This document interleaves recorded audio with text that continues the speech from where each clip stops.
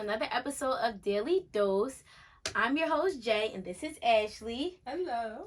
We are currently on season 2, episode 5, and it is titled Clout Chasing to Get to the Headlines.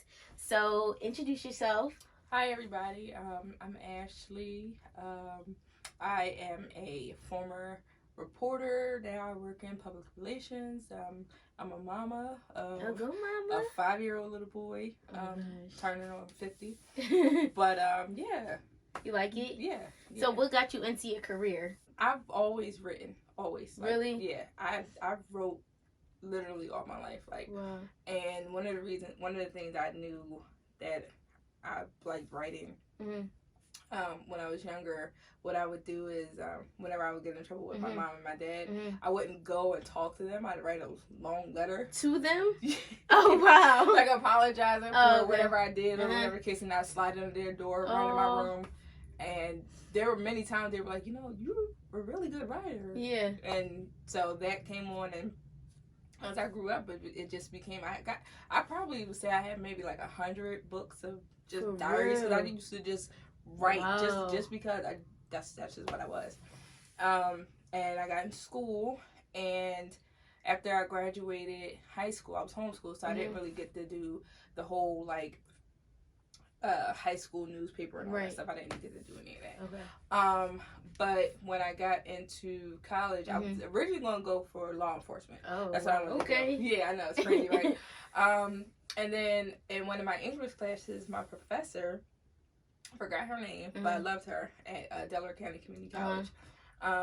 She pulled me to the side one time and was like, have you ever considered taking up journalism? Oh, wow. I was like, no, not really. She's like, well, do you like to write? I said, yeah. I said, I love to write. Obviously. Mm-hmm. Yeah. So she was like, maybe you should take up journalism because these papers that you've been, submitting, they're really good. Oh, wow. And it got to the point where, like, some of my classmates were kind of jealous of me because every time we would have papers, she would always use my paper as an example of how to do it. You think they thought you was a teacher's pet? Yeah. Because it got to a point, and, I mean, I'm grown now, so I can say this. But it got to a point where people were coming up to me paying me to do their papers. And then they were getting their friends to pay me to do their papers. So I was doing people's papers and classes and degrees and for majors that I wasn't even in. For real. So you did like the research for all different subjects. Was it a burnout? I don't know. I would say it wasn't because I was just so excited to be able to do it. That's good. But it was funny because, in speaking of burnout, it was really, really funny because I was homeschooled and I didn't get to do any, I didn't have any kind of experience at homeschool. So when I got to DCCC, I literally did everything. Okay. So I was on the radio station. I was with the Creative Writing Club. I was with the chess club. Wow. Just doing stuff just because it was there. I played basketball for 2 seasons. I ran track for 2 seasons. So literally, I was just doing everything. I was on the only thing that I stayed with was the newspaper. Okay. But I literally did anything that I can get involved in at DCC, I got involved in. And then, mind you, I was taking 6 classes on top of that.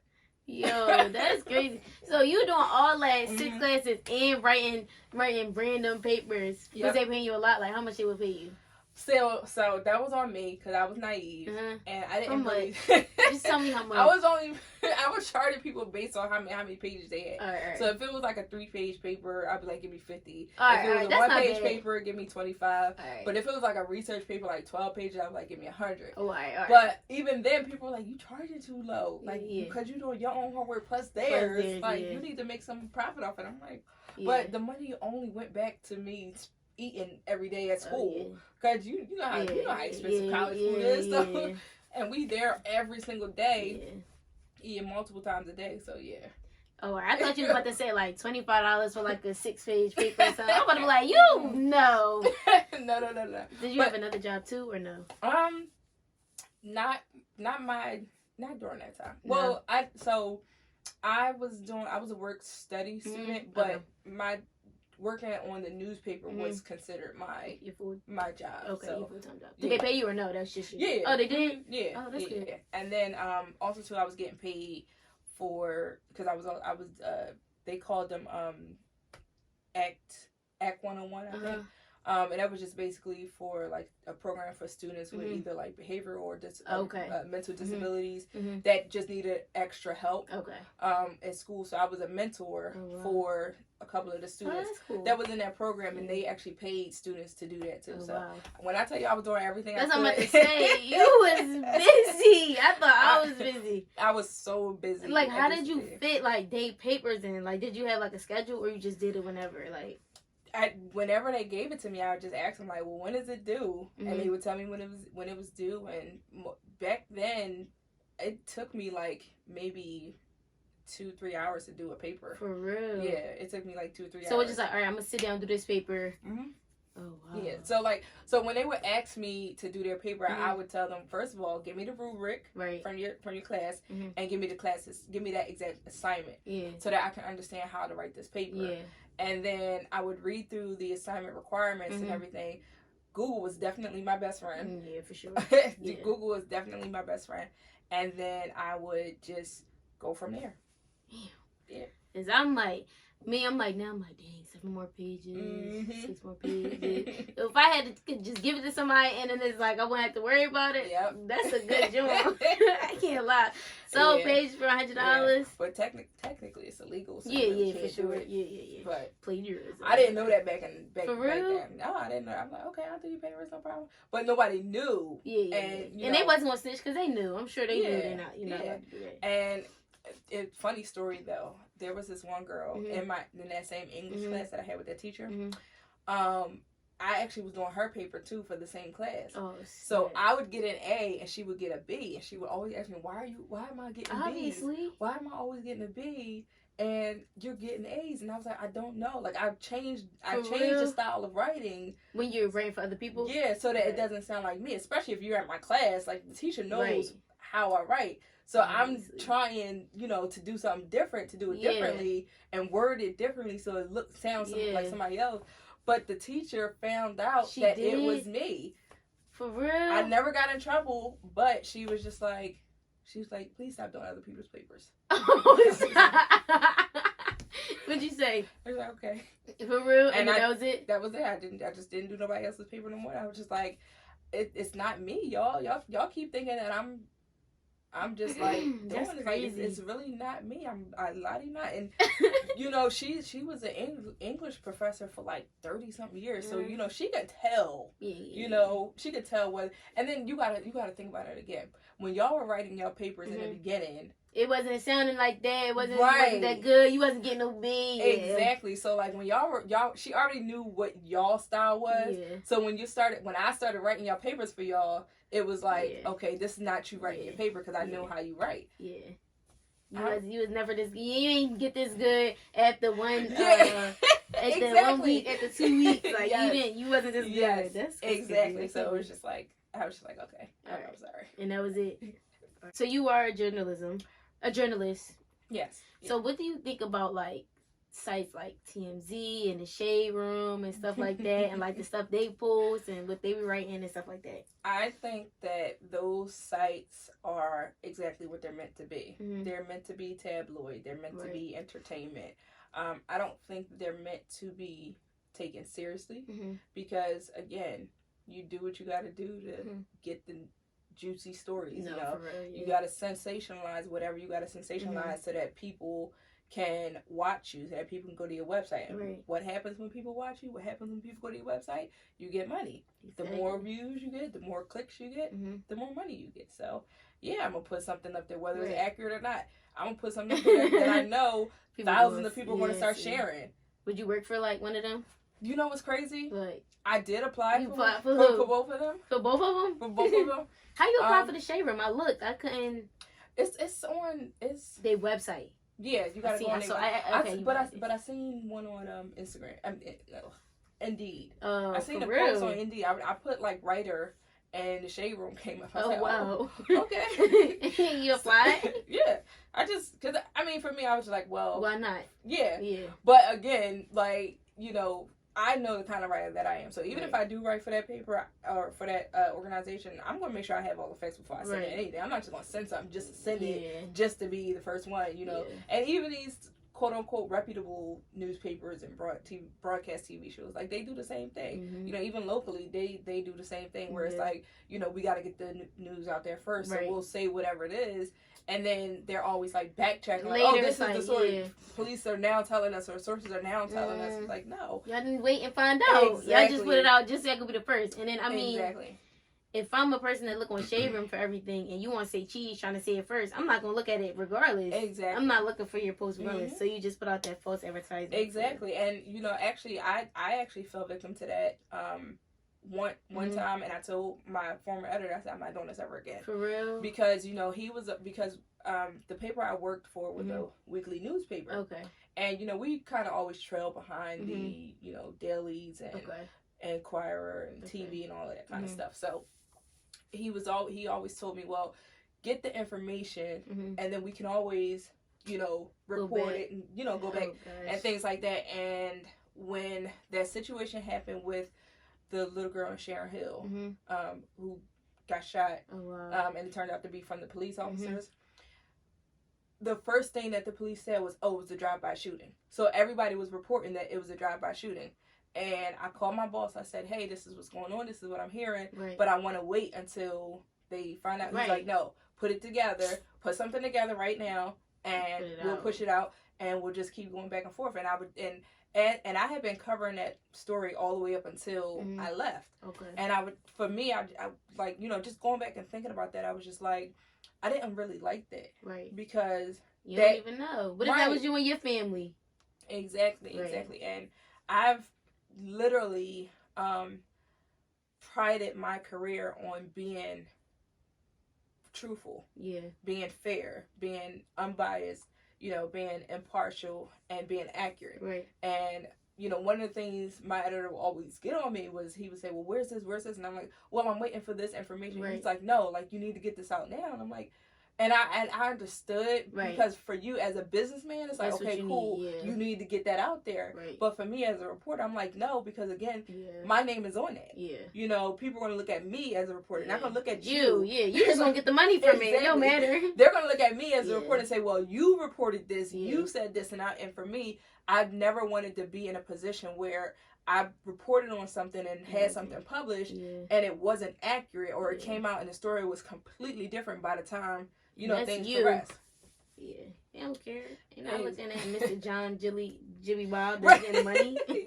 Exactly, like the person sitting in the office behind the desk. They're not looking at y'all. They're looking at, you know, they're looking whose name is it on there? Exactly. So I can't tell you how many articles, emails I've gotten and phone calls I've gotten. Well, you reported this wrong. That's not what happened. Or how they, you don't like they called your office or you? They called the office, or they were like, they would email. So my email address would be underneath my bio. Okay. And then they would read the story and then email like, that's not what happened, or that's not as accurate. So it'd be like, okay, well, what's the information? Right.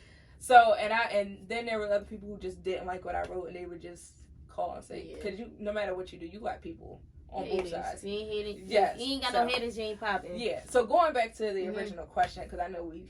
No, that's cool. How it's supposed to be. Yeah.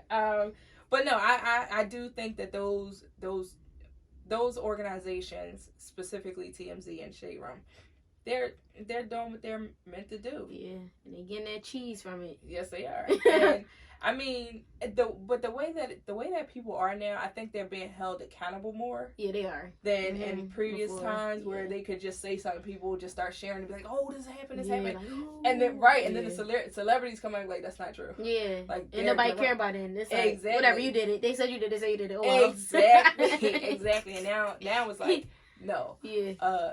Shade Room, are you telling the truth? Yeah. Shade Room, did you vet this? So. Right. And sometimes they'll admit, like, it turns out, like you said earlier, just putting something out and going back. But it's like, at least they're correcting, sometimes apologizing. Yeah. It's okay. As a journalist, do you see clout a lot? And do you think it's a big thing in your industry just to get the headline? Hence the title. Definitely. Yeah. Definitely. I see it all the time. I have seen it all the time. Because at the end of the day, going back to what we said before, the first person, a lot of people always care about breaking the story. And you break the story, then you get the more views. And the more views you get, going back to what we said before, more money you get. Or what about leads always back to the money? The people that's trying to get in. Like, get in the news. Like, what's the craziest thing you think you've seen? Oh. If you can think. Like, what's one of the craziest things you've seen, like, somebody do for clout? This guy, locally, I can't pronounce his name for the life of me because it's, like, some otherworld name. But he's known as Nick the Hat. And he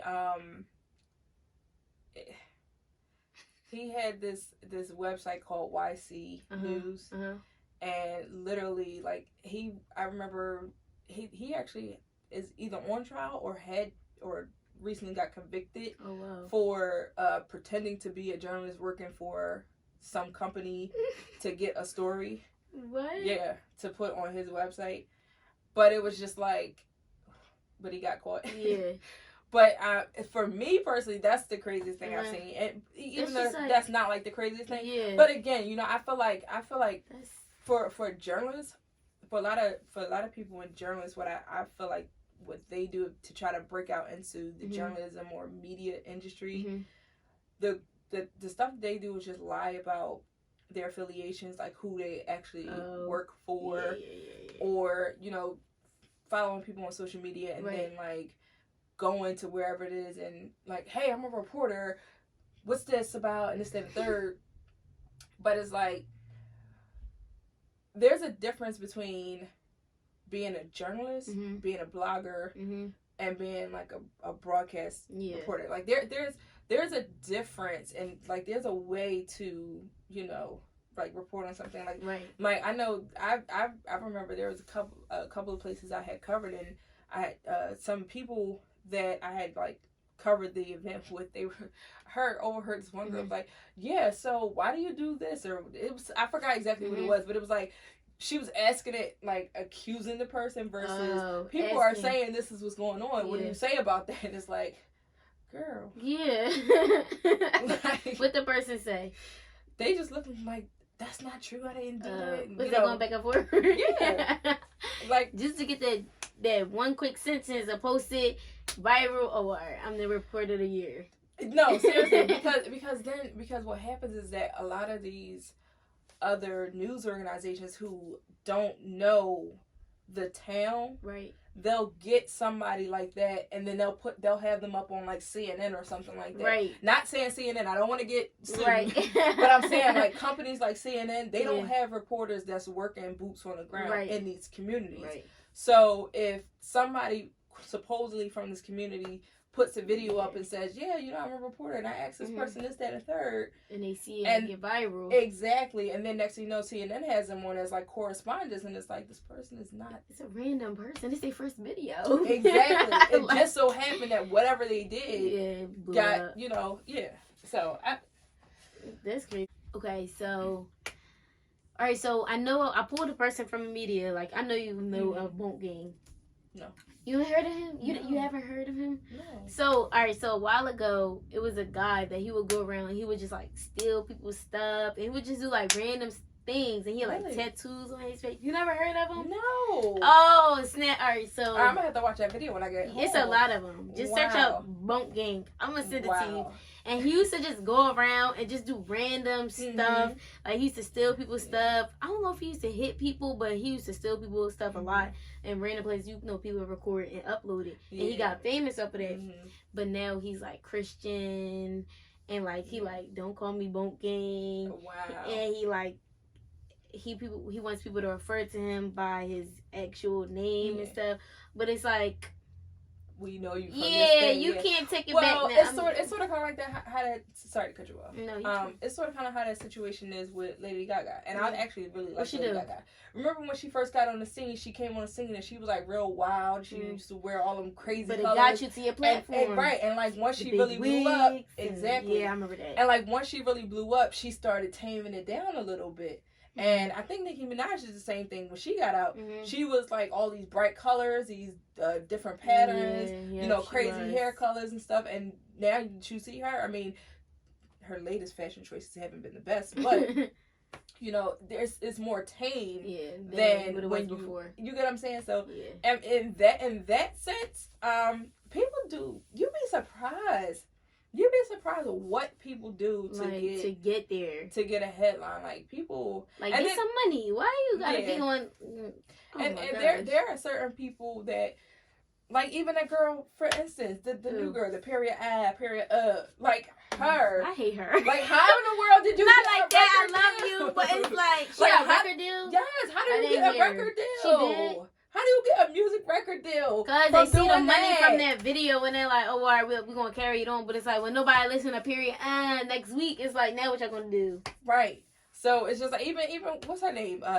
What is Bad Baby? Oh, yeah. Catch Me Outside? Yeah. Catch Me Outside. I'm like, oh, God. What show was she on? She was on Dr. Phil. She was that 14-year-old that was getting in the fights. Yes. I'm not going to lie. I made a trailer to that. Really? Yeah. Wow, I gotta see that. Yeah, I gotta see that. That's crazy.